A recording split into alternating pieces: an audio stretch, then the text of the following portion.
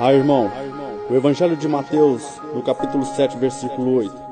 Porque aquele que pede receberá, e ao que busca encontrará, e ao que bate a porta, Deus a abrirá. Guarde sua fé, irmão, e Deus te dará o vosso galardão. Amém? Glória a Deus. Ministério Aquebrantados.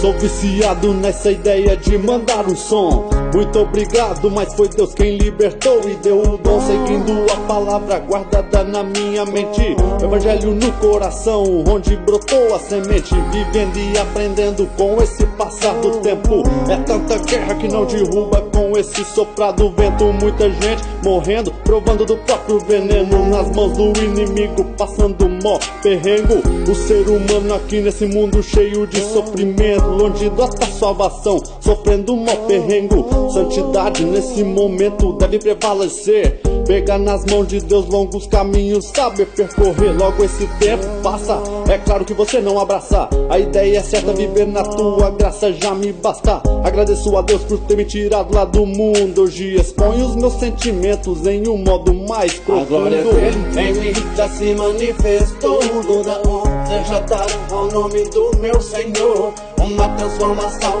Ele faz sem nem acreditar. Jesus é o caminho, a verdade. A glória dele em mim já se manifestou. Toda honra seja dada ao nome do meu Senhor. Uma transformação Ele faz sem nem acreditar. Jesus é o caminho, a verdade, a vida. A verdade habita num coração de um vencedor. Jesus veio com sua luz e proclamou seu amor. Sem ódio e rancor, Ele faz você nem acreditar.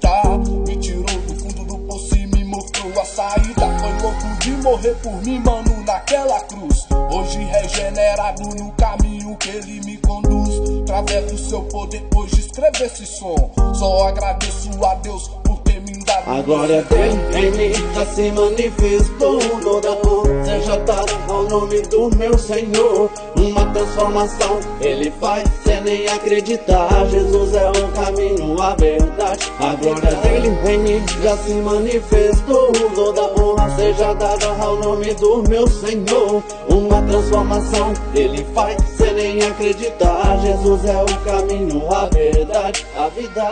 Irmão, a palavra de Deus diz no livro de Mateus 6,33: buscai primeiro o reino dos céus e toda a sua justiça, e as demais coisas serão acrescentadas. É nós que tá, aquebrantados. A glória dele em mim já se manifestou. Toda honra seja dada ao nome do meu Senhor. Uma transformação Ele faz sem nem acreditar. Jesus é o caminho, a verdade. A glória dele em mim já se manifestou. Toda honra seja dada ao nome do meu Senhor. Uma transformação Ele faz sem nem acreditar. Jesus é o caminho, a verdade, a vida.